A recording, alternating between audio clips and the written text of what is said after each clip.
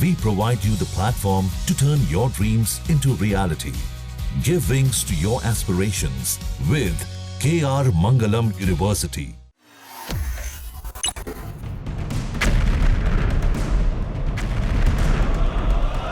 भारत और रूस से जुड़ी इस समय एक बड़ी खबर सामने आ रही है जिसने पश्चिमी देशों को हिलाकर रख दिया है। डोनाल्ड ट्रंप और यूरोप की सारी धमकियां फेल साबित हुई हैं। अमेरिका और पूरा पश्चिमी वर्ल्ड भारत को रूस से दूर करने की लगातार कोशिश कर रहा है, लेकिन भारत और रूस के संबंध उतने ही मजबूत होते जा रहे हैं। पूरा मामला क्या है, चलिए आपको सब कुछ विस्तार में बताते हैं। वीडियो शुरू करने से पहले आपको बता दें कि फेक न्यूज के जमाने में सतर्क रहिए और सही और सटीक खबरों को देखने के लिए आप अपने फोन में दैनिक जागरण ऐप को इंस्टॉल कीजिए। यहां आपको सही और सटीक खबरें मिलेंगी। इसके साथ ही आप दैनिक जागरण के इस पेज को भी लाइक और सब्सक्राइब करें। चलिए वापस अपने टॉपिक पर आते हैं।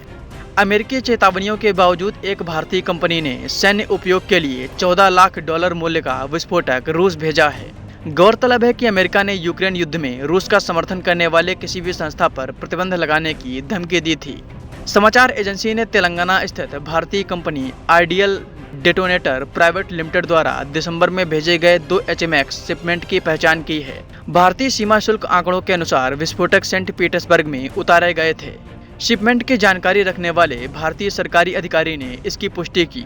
$10 लाख मूल्य की खेप हाई टेक्नोलॉजी इनिशिएशन सिस्टम नामक रूसी कंपनी ने खरीदी थी। $10 लाख से अधिक मूल्य की दूसरी खेप प्रोम सिंटेज ने खरीदी। दोनों कंपनियां कजाकिस्तान की सीमा के पास समारा ओब्लास्ट में स्थित हैं। यूक्रेन की SBU सुरक्षा सेवा के अधिकारी ने कहा कि प्रोम सिंटेज का संबंध देश की सेना से है। पेंटागन के रक्षा तकनीकी सूचना केंद्र के अनुसार मिसाइल और टॉर्पीडो, वॉरहेड, रॉकेट के उन्नत सैन्य प्रणालियों के लिए विस्फोटकों के तौर पर HMX का उपयोग किया जाता है। अमेरिकी सरकार ने HMX को रूस के युद्ध प्रयासों के लिए महत्वपूर्ण बताया है। हालांकि भारतीय अधिकारी ने बताया कि इस यौगिक के कुछ सीमित नागरिक उपयोग भी हैं।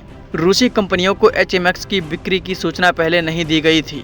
गौरतलब है कि भारत ने दबावों के बावजूद रूस के साथ अपने दीर्घकालिक सैन्य और आर्थिक संबंधों को बनाए रखा है। अमेरिकी राष्ट्रपति डोनाल्ड ट्रंप ने धमकी दी थी कि अगर कोई देश रूसी कच्चे तेल की खरीद जारी रखता है तो उस पर 100% टैरिफ लगाया जाएगा। इसके बावजूद भारत ने रूस से तेल खरीदना कम नहीं किया। भारत के विदेश मंत्रालय ने कहा कि भारत परमाणु अप्रसार पर अंतर्राष्ट्रीय दायित्वों को ध्यान में रखते हुए दोहरे उपयोग वाली वस्तुओं का निर्यात कर रहा है। यह निर्यात मजबूत कानूनी और नियामक ढांचे पर आधारित है।